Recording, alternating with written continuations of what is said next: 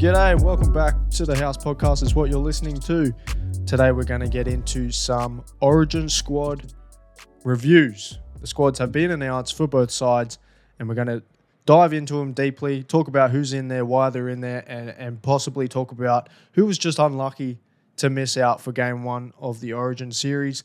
So without further ado, let's just get right into it. We'll start with the New South Wales team. I'm sure you've all seen it. I'm sure you all know who's in, who's not in, who's on the fringe. It's, for the most part, the bulk of the team is pretty much what everyone predicted. Obviously, you had some skepticism about fullback. I went with Tedesco. Laurie Daly's gone with Edwards. You can't really knock it. Edwards is going to give you a good game. As much as I thought Tedesco was pushing for that spot and had a much better season so far, he was there last year for the last two games. He did a job. He didn't do anything to really lose that job, and that's the direction Laurie Daly's gone in. Wingers, pretty standard. Obviously, fitness was an issue, but Laurie does not think that's actually an issue. You're going to get some good run meters and some pretty good finishes in those two centers. Undeniable. The unlucky one, Tom Trbojevic, to miss out in that back five. Probably just down to a lack of fully fit games. That's probably what it came down to. Probably hadn't shown enough at full fitness. Obviously, everyone knows what he can do. He's done a job for the Blues in the past. But I think, if he puts together a cup, 2-3 excellent games between now and game two, I think he's a good chance to get picked, particularly if there's an injury in the back five or someone just doesn't quite step up to the occasion. I could see Laurie bringing him in real easily. Halves, Mitch and Nathan, they're gonna be great. Who cares if they're both sevens? Everyone knows Nathan is your chief playmaker. Moses is a great runner of the football, like I mentioned last week. They will figure out this combination in camp. They've got 10 days. They'll figure it out, and they will produce some excellent ball playing. Robson, Haas, Barnett, Martin, Crichton, Yo, pretty standard. Yo's your captain. Bench, Watson, Lenu, Young, and King. Everyone, yeah, that's fine. Max King had a stellar season at the Bulldogs. Stories have come out since he's been picked. He was thinking about retiring, injury-plagued, down seasons, couldn't quite cut it at Melbourne. Dogs pick him up. He comes back from a lot of adversity, and now look at him in the 17 for a New South Wales Origin squad. That is fucking unreal, and it's a great story. So he makes his debut. Extended bench, Campbell Graham, Atui Kamanu, and Olakawatu. Pretty good. There to step in if needed. I don't really have a problem. Obviously, I would have liked to see Tom Trbojevic in this squad. I would have liked to see Olakawatu on the bench, but it's fine. It's a great team. It's a great problem to have when you have so much talent to pick from that exceptional players get the snub. You've also got Terrell May. Unlucky to miss out. I reckon his online comments, what he said during his gaming stream, I think that definitely played a part in it. Now Laurie Daly denies that, but he's a young kid. He hasn't got 100, 150 games under his belt in the NRL. He's got maybe 50 at most. He's a young kid. He is inexperienced, which may have also played a role in why he didn't get picked in the squad. It's also in Suncorp. I mentioned before, maybe there's a chance that he would be a particular player that could possibly get overwhelmed by the occasion. Possibly. I'd like him to prove me wrong in that. And I think in time, with a bit more experience and just getting him around that environment in the extended bench, in the emerging Blues squad, that would also help him. But the online comments, I definitely think that played a role. You can't really talk like that. You don't hear Queenslanders talk like that about the jersey, about whether you get picked or you're not going to get picked. You just say, yeah, I'll keep working. And he's come out since, and he made an excellent comment referring to this incident. And he said, "Yeah, I'm just going to work hard and earn the trust of the Blues selection committee again." And I think I don't think he plays this series unless there's an injury. You've got Olakau'atu, Tuikamanu. You've got some great forwards in there. Unless there's an injury, I don't think he makes it on form and form alone. But other than that, great problem to have for New South Wales and Laurie Daly. Too much talent. There's just too many good players. Tedesco doesn't play. Terrell May's not playing. Travojevic is not playing. You've got some great players on the extended bench. It's a great problem to have, although it is still a problem. But if anything were to arise, such as the Payne Haas situation, if he's not fully fit and can't play, you've got another great forward, Atoy Kamanu, who's had a pretty good season at Melbourne. Craig Bellamy, he's a fucking great coach. He's an excellent coach, and he knows how to get the best out of a player, especially a player like him. You saw it with Felice Kafusi. He couldn't play 80 minutes. Craig Bellamy tuned him up, and he was an 80-minute player and a great player. He's done the same thing to Atul Kamani. He's not playing 80 minutes, but he's developed him, and he's fitter, better character, better player. Sean Bloor going down there, starting second role for the Melbourne Storm. That's not an easy thing to accomplish, and he's gone down there and he's done it with Craig Bellamy just working his magic on these forwards. Queensland squad. A couple more surprises. Obviously, compared to New South Wales, the Queenslanders have got 3 debutants in the starting 17, that being Robert Toyer in the centres, Beau Fermor and Trent Liero on the bench. Again, the bulk of it is probably what everyone expected. Injury plagued, causing a few positions to be vacant for these debutants or for certain players who may not have got the call otherwise. But I'm glad they found a spot for Tom Dearden. He's an excellent player, and like I spoke about him last week, he's just an outstanding competitor, and that's what you need in Origin. Kalen Ponga, I think, will absolutely stand up to the occasion. Robert Toyer, he has a tough job if he is guarding Latrell Mitchell. Even if he's guarding Crichton, he's got a tough job on debut. But we've seen how talented he is. We've seen the type of magic he can produce on the field for the Sydney Roosters. And, I think I saw the stat, him and Payne Haas tied for the least amount of NRL games, and that's in the NRL era, to play for Origin with 10 games only under his belt. So it's going to be very interesting to see how he handles the week leading up to it. There's a lot of media. There's a lot of interviews and other things. They just ramp up to a whole nother level compared to a normal NRL game. So we'll see what he can do. Ruben Cotter, I found that interesting, named at 11. Traditionally we see him in the 10, the 8, or the 13. Interesting to see how he does on an edge. But also you got Beau Fermor on the bench who could probably slot in. And you've got Carrigan, Tino, Cotter. They can all bounce between the front row and the lock. So I'm sure they will be moved around at some point during the game. Other than that, yeah, pretty standard. Cherry Evans gets a nod. I don't see a problem with that. He's still playing good football.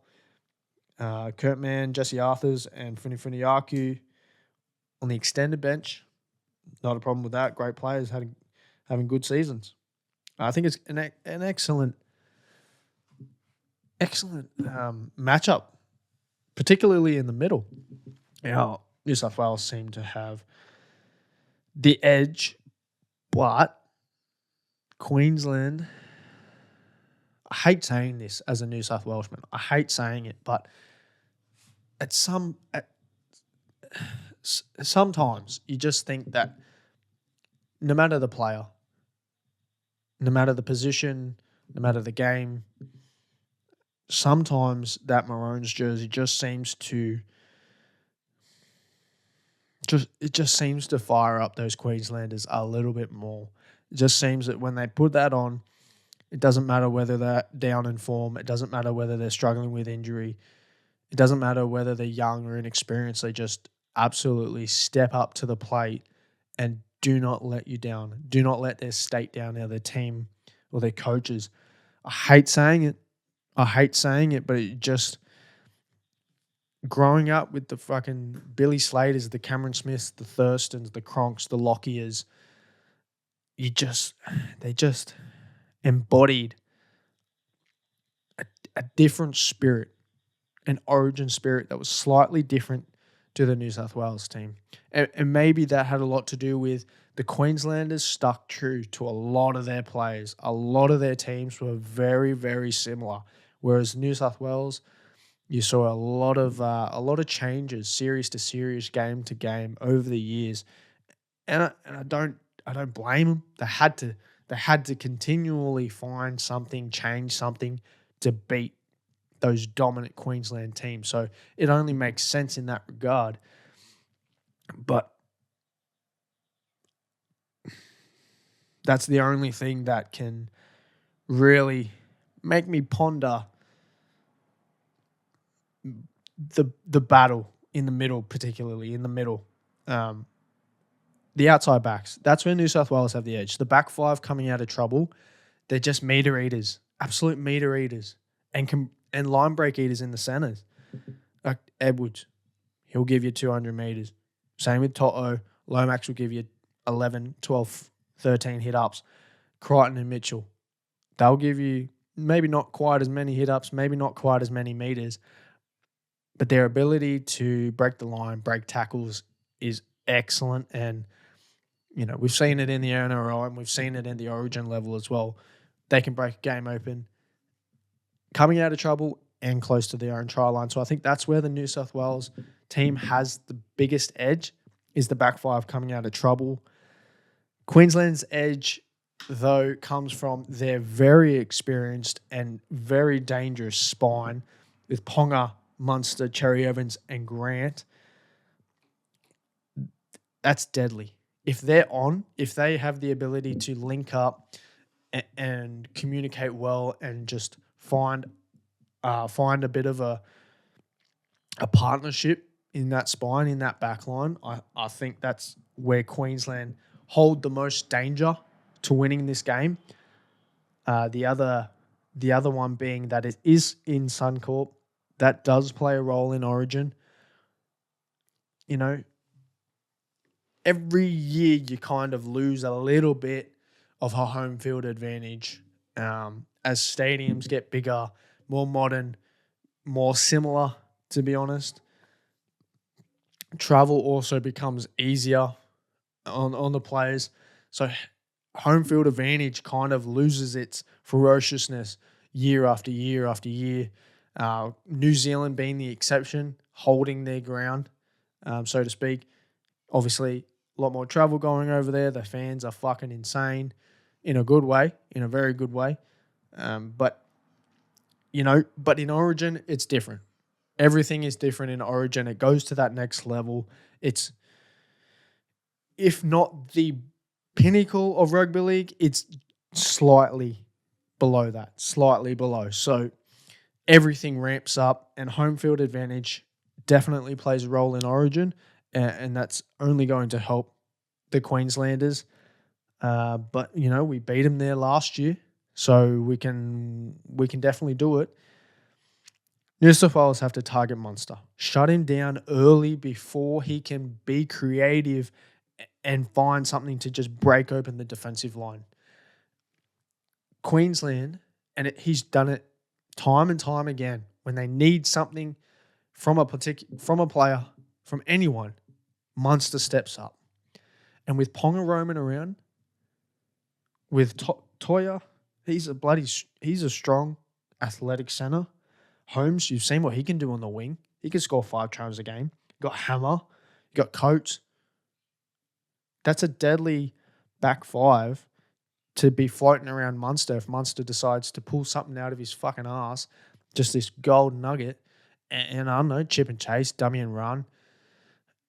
You've seen it. He can do that. So New South Wales, pressure on him every single play of the game.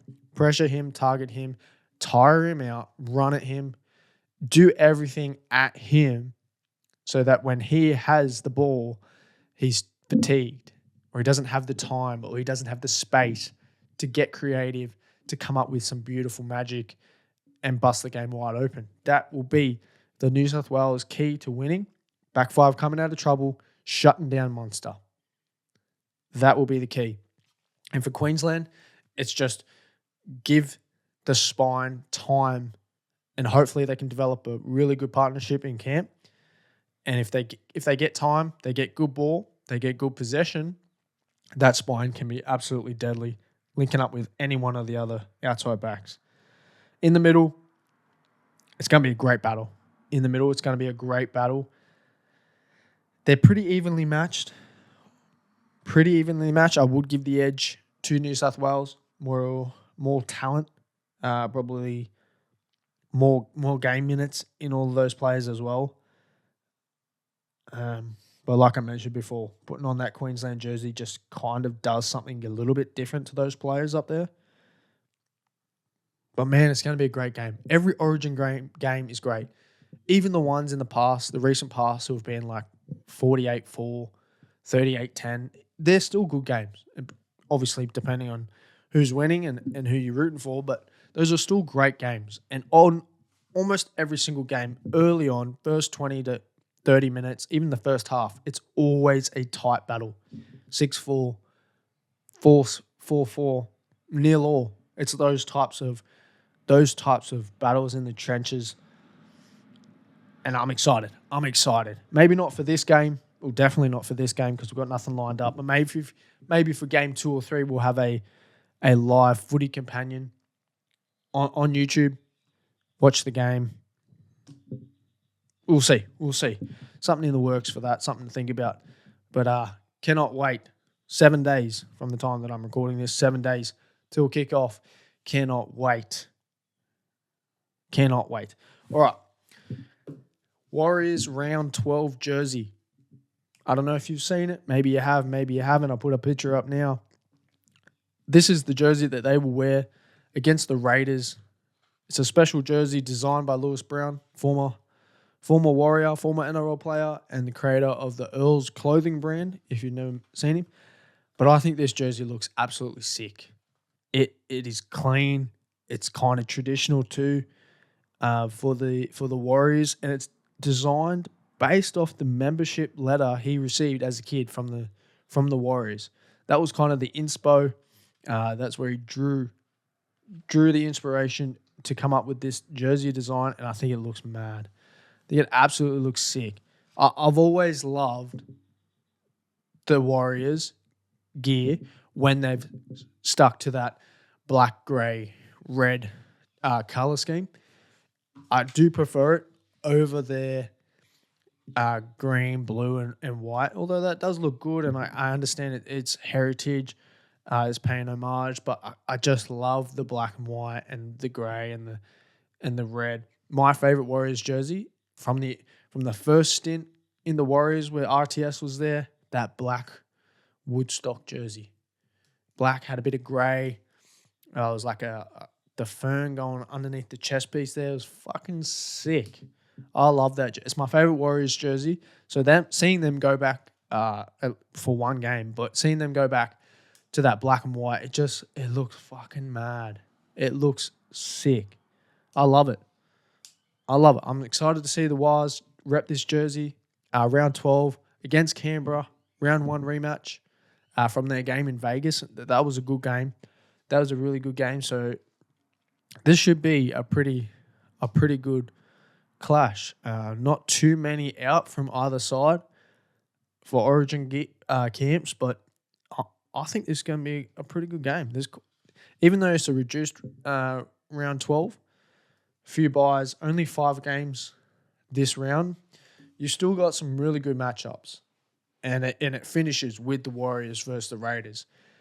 And in that jersey, my eyeballs will be glued to the screen. glued to the screen.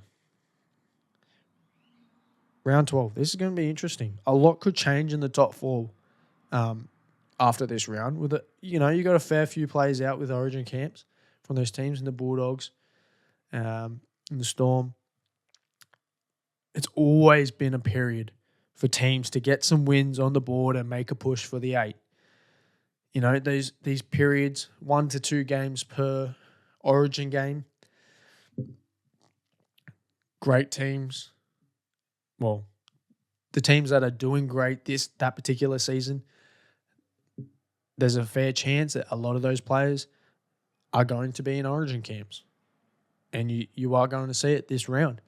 And you're going to see the teams like the Sharks, who don't have a single player out for Origin. They're sitting at number 5 on the ladder. They win against the Roosters. They could potentially push into the top 4.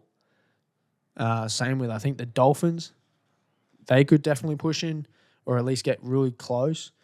Warriors, they could stay in that top 4 and get more of a lead on the competition if they were to win. Same with Canberra. Bulldogs lost a few good players. No Max King, no Stephen Crichton, no Kurt Mann. So interesting to see how they go. We've seen them display excellent games and also have some absolute fucking shitters. So now this is their next test, doing it without some of their bigger names, without some of their better players. See how their next man up mentality is as a club. That's going to be interesting to see. Roosters Sharks, I'm excited for that game. That's going to be a good game.